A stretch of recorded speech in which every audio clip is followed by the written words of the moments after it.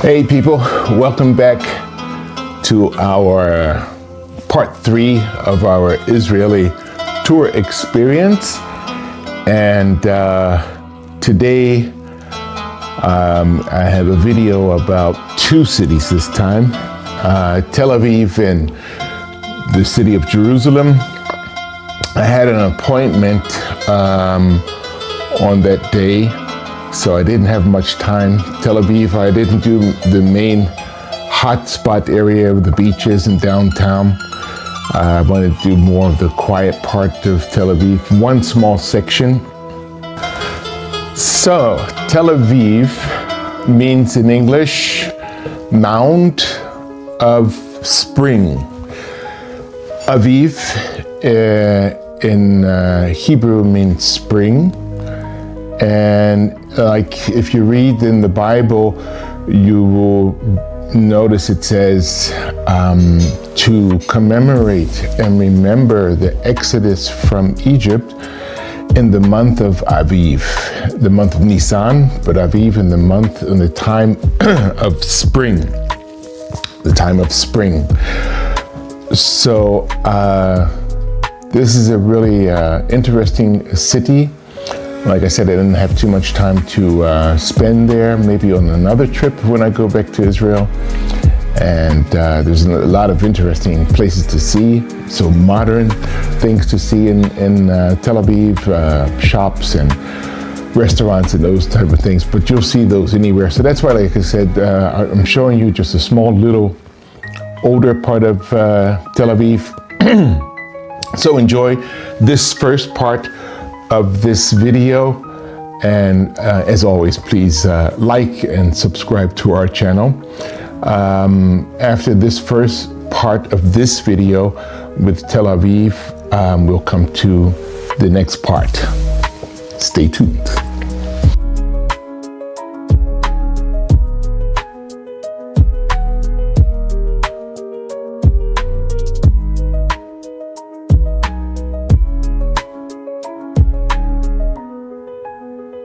I think I have this thing ready to go now.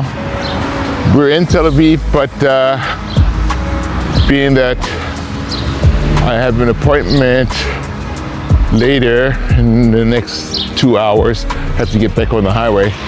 So just show you a little bit of the beach area of Tel Aviv.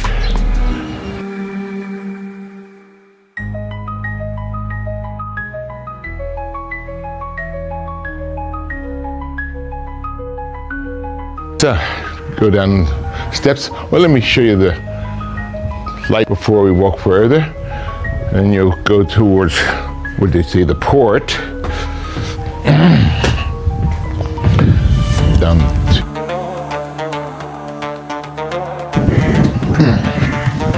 Oh, my leg's doing good today, I have to say. The knee.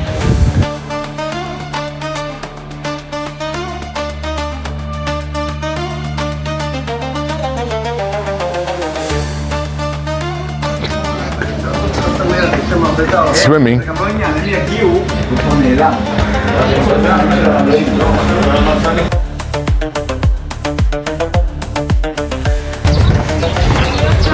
So now we've made it down to the port area.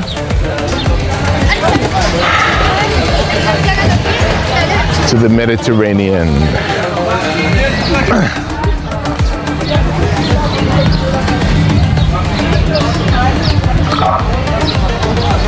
Yes, it is warm enough to swim.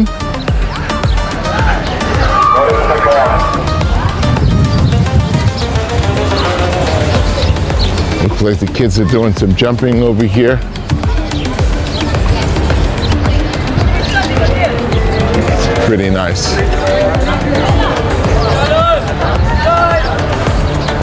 Your name? Sagai. So this is the dating area. Wow, this is for dating, to find your girl here. This is wonderful. Wonderful. This is the video. We are here with Mafoy. We met, 5 years ago? No, it's way more. Longer. It's about 7 years ago. 7, Yeah. 8 years ago in Beersheba, and we kept contact here in Israel. Good. I'm glad to see you again. You too, Nate. Yes, yes. And now to the second part of our video, in the great city, ancient city of Jerusalem. So, we all know that Jerusalem has a history. Now, for those of you who may not have paid attention in history class, there were amongst these 7 Canaanite tribes or people, a people by the name or the title Jebusites. And the name of Jerusalem after Salem was basically Jebus, Jebus, and it was because of the Jebusites. And that was conquered in history by King David. A question definitely can pop up in our heads and say, well, why did the people, these Jebusites, lose their territory or property? Well, as I mentioned so often, there is our famous owner's manual for humanity, and depending on what your level is on your spirituality, there's a basic, then it goes higher, higher, higher. Pyramid, listen, because I made the form, don't worry about that. But if it's normal, it's just, it was said, if you don't hold to the manual, then you'll be kicked out. Well, that's what happened to the Jebusites. They were doing some really, really crazy, dark things back then, similar to what's happening today in our society. Then came Solomon, the son of David, who was the 3rd king. All 3 major religions respect his wisdom and know about Solomon. There's no doubting that Solomon was a reality. He had built the first temple. Also a man that had 700 wives and 300 concubines. Pure stress, I would say. And he was in love with a lovely lady from the Queen of Sheba, which is today Ethiopia. During his reign, there was peace. This peace lasted for a very long time. And then after him, he had sons and sons, and yeah, the materialism they got caught up in materialism and a lot of other negative things. The 12 tribes broke off, and 10 went basically north, which was the founding of the northern tribes. And they really went fully in a negative direction. And then there were an ancient folk, the Assyrians. And being that the people didn't stick to the owner's manual, the Assyrians came basically, as you would say, as punishment. And that's where you got the 10 lost tribes. The rest were spared. The Assyrians did come to Jerusalem, but did not really, say, demolish or take Jerusalem. So slowly, after a while, things start coming back to normal. And then they went back to the old negative ways of darkness and evil. Like I said, almost like today, if it's in Germany, America, France, same things, but we're talking about Jerusalem today. A logical thinking mechanism, you'll see that this is true. Anyway, and then after that came the punishment of the Babylonians. Just to let you know how many nations have come to Jerusalem and had this history, which is written in the old scriptures of the Bible. You'll find this information in these different countries that came and conquered. They have it documented. So like I say, so then after the Babylonians, there was a king who was Nebuchadnezzar. He came and destroyed the first temple, the very first temple. So after him, there was the Cyrus, the king of Persia. And he was a pretty good king, pretty nice, and did his thing, and he let the Israelites have free movement. He treated them well and told them in the very beginning, his very first edict was to go back and rebuild the temple, which had actually nothing to do with him, but He knew something. Anyway, after him, there was, there was the Assyrians, the Babylonians, and then the Persians, and then came the Greeks, which was Alexander the Great. But after Alexander died, there were 4 remaining kings, and one of the kings was a bad boy, and he had a fight against the king that was in Egypt, and then they had their little fight, and then came the fight against the Greeks. And that was in a time of which today is called the Maccabees. And then after the Maccabean revolt, there were the Romans, who the Maccabee leaders called to be like on their side. And it turned into a bad relationship. And yeah, the Romans were just ruthless. And after a while, the Israelites just decided, okay, we're not taking any more of your crap. We're going to fight against you. And the Romans were, after a while, they conquered and destroyed the Second Temple as a revolt. And what happened then in this time with the Romans is good to know.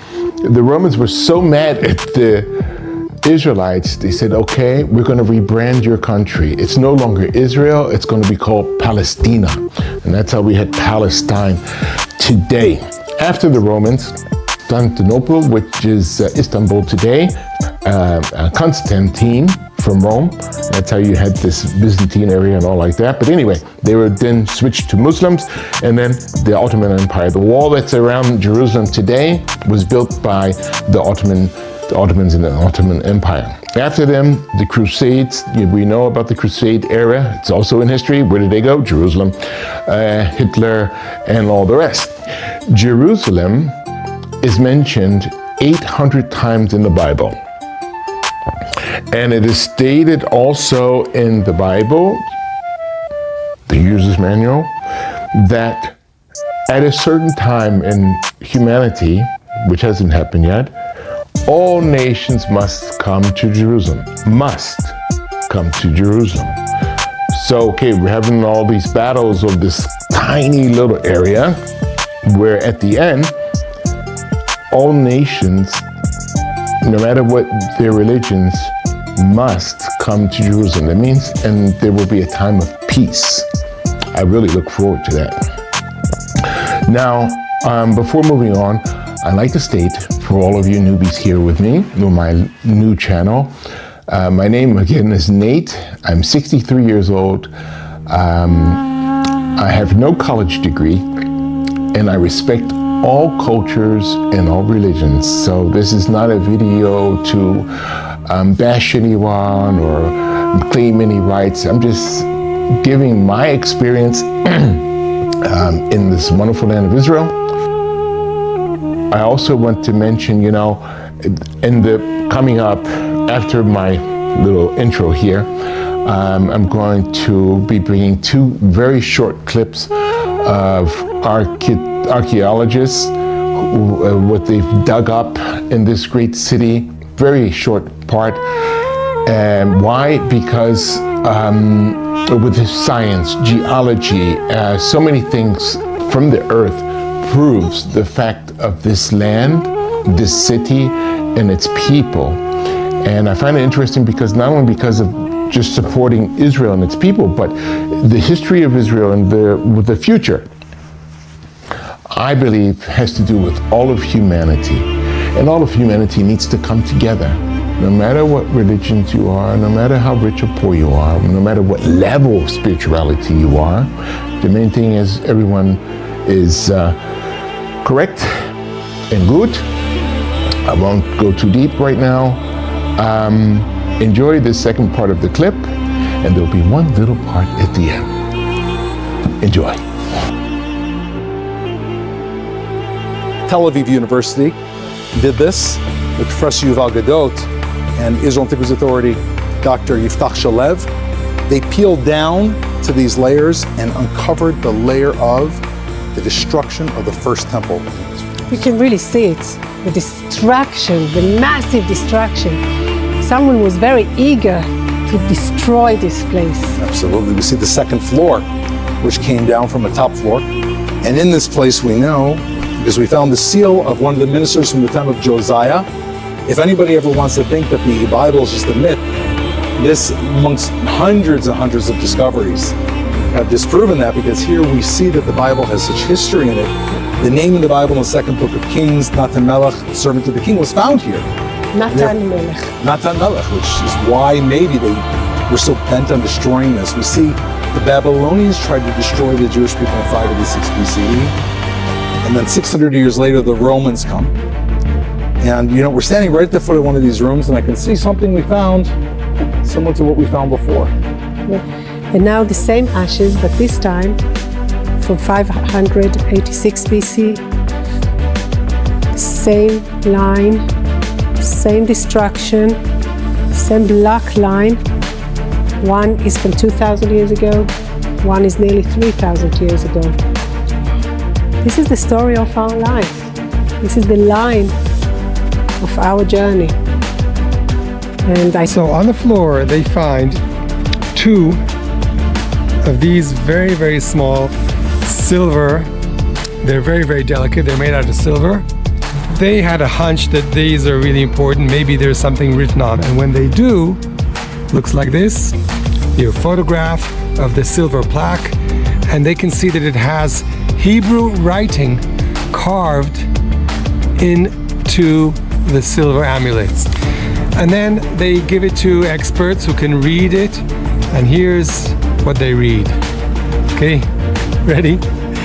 Yevarchecha Adonai veishmerecha, Yair Adonai panav elecha, sim lecha shalom.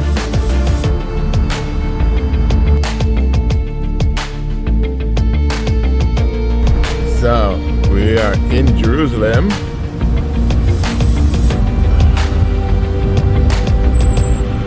Instead of camels, there are cars. Okay, people, the car is parked. I'm safe, and now we're walking through more of the modern part of Jerusalem.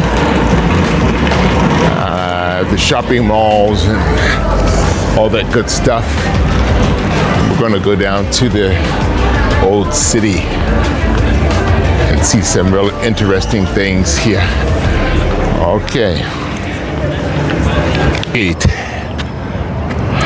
Now, these walls are very old, of course, but it's not the walls of Solomon, but a few thousand years. The Osman.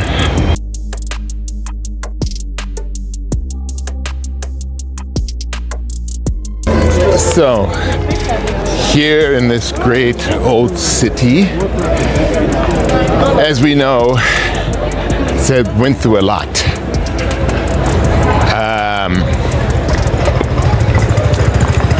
Back in the old times,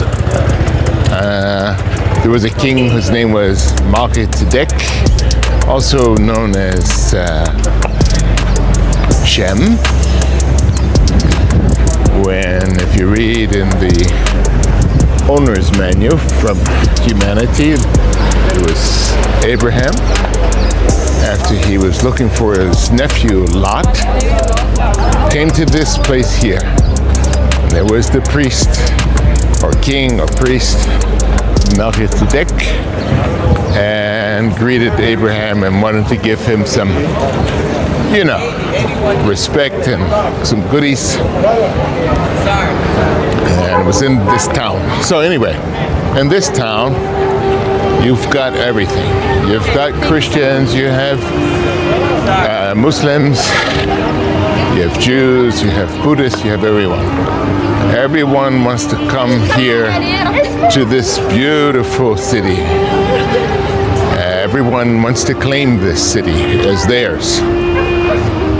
But it does say in the Bible that all of humanity will come at a certain time. So, in another way, it is for everyone. But this is the holy city from the kings, David, Solomon, and all the rest, the children and grandchildren, great-grandchildren. And then afterwards came other nations and other cultures. Look at this old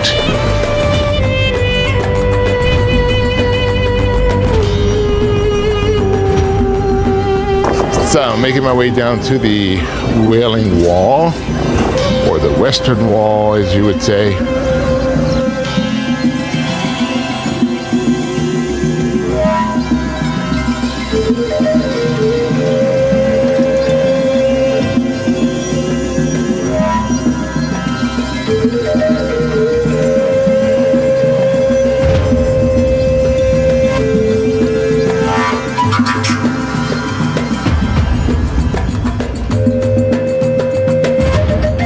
And here we have the Mountain of Olives, straight up the top of this hill here.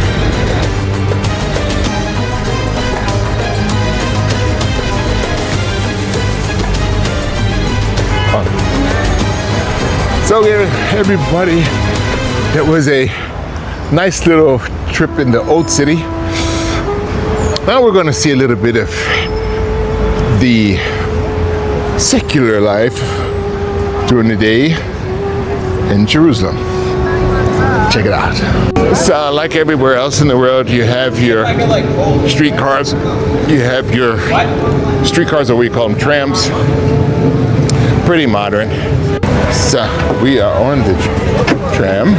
It's a little bit, I say, crazy over here, but we have made it. The first one was just a little bit too full. So, and we've made it down to what they would call the Shuk, and this is the market. Your premium nuts, a nice assortment of nuts and goodies and fruit, vegetables.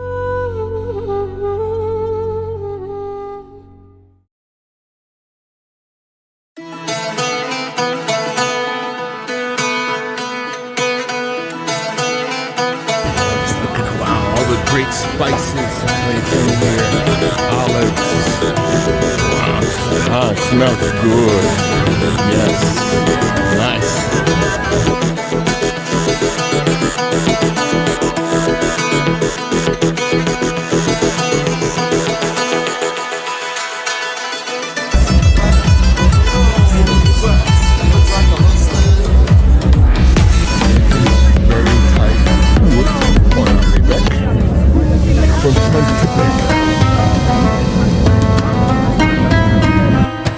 Getting ready to move out from this wonderful city, this old ancient city. A lot of hoopy just to catch this side. Naturally, there's much more to see here in Jerusalem, but we're on a tight schedule. Ah, yeah, beautiful. We're going to be going down here through the mall area, just to give you guys a nice little view. Wow, it was a nice experience. Met a lot of nice people, had some good talks, and everybody's friendly.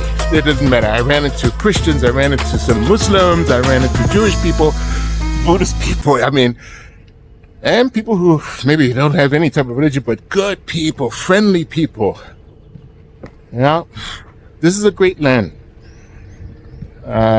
I've traveled a lot, and this is a powerful country, very powerful. I can recommend it to everyone. I just wanted to show you my trip home. Was it home where I was staying, sojourning for that time in Israel, and the name of the place is called Har Bracha, which means Mountain of Blessing. This name goes way back, all the way to the times of Joshua. And boy, is that, for me, my experience, that was really a mountain of blessing. As I've mentioned, a lot of you know that I've had injuries with my knees, and I jumped in what's called a mikvah, a pool of water from the mountain, 2 times. And I can honestly say, it's been now 3 weeks since I've been back. 40% of my injury is just healed. It's a lot better. So, as far as going back to this area of Har Bracha, you have to travel through Samaria, which is the modern day or Judea, which is the modern West Jordan area. And you have to take caution always when you go through that. But that's not, I didn't want to show, oh, I'm so gung-ho and I traveled through this area and yeah, I'm no hero. It's very exciting though to just go through this area, to just see 3,000-4,000 years of history. And, but on this route, there's a famous road, a famous highway. Has the number 6 to it even. Not Route 66 like in America in Death Valley, but Route 60. This Route 60 is the original road which was taken from Abraham and Jacob and many others, Elijah the prophet, so many. And it goes from Syria all the way down to the Negev or the Sinai. So they rebuilt this highway. And then when you go off to the right, you go towards the ancient city. As I'm going back to this mountain of blessing, there's an ancient city which everybody should have heard about. It's over 8,000 years old. It's called Shechem or Neapolis. How did they get the name Neapolis, which is today Nablus? The Nablus is just a play on the word, the title, Neapolis, which was from the Romans. Oh, you can't go through there. It's a lot of heavy gunfire, but then you go to the left and you go up this mountain, which I'll show in the video, to the mountain of blessing. The community is so warm. The children are so beautiful. You will never starve. They will feed you daily.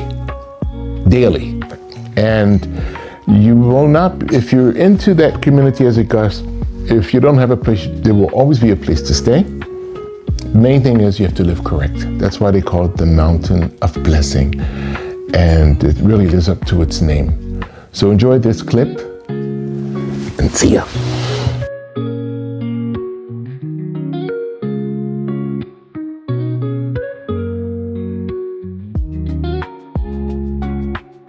This highway here, which goes from left to right, yeah, they blocked the way. Route 60, hold on, is the old, you see where it says Bet-El? I'm gonna say it right here, see it? Bet-El. It's in Hebrew, it's in Arabic, and it's in English. So, that's if you'll find in the Bible, this here, from left to right, where the cars going here, we're turning left. And that is the old route. Everybody heard of Abraham. That's the route that he traveled from Syria, let's say Mesopotamia. Okay, we're coming off the exit because this is where I'm staying. And so this road here, the circle, they changed this. You're not allowed to go to the left because they block you off. And it gives a little bang bang. Here in this area is here, where's the old checkpoint. So there's still a little bit, yeah, there's still, every once in a while there's an incident. Hold on. Okie dokie. Behind, on the other side of that circle, you had to go through these buildings on the left, on the right, and they were just popping people off as you rode by. It was really scary. I was here the last time that happened. So back to the front line. This is straight ahead. If you keep straight ahead, you go to Nablus, you go to Shechem. This is where you hear the story of Jacob and his sons and his children came here and they went. I'm about to scream. Oh, it's cold, but it's good. Oh, yeah. So I'm gonna hit it off for a little bit because I have to dunk my knees in the water, and with this is difficult. Hey, brothers! Hey, how are you? I'm filming.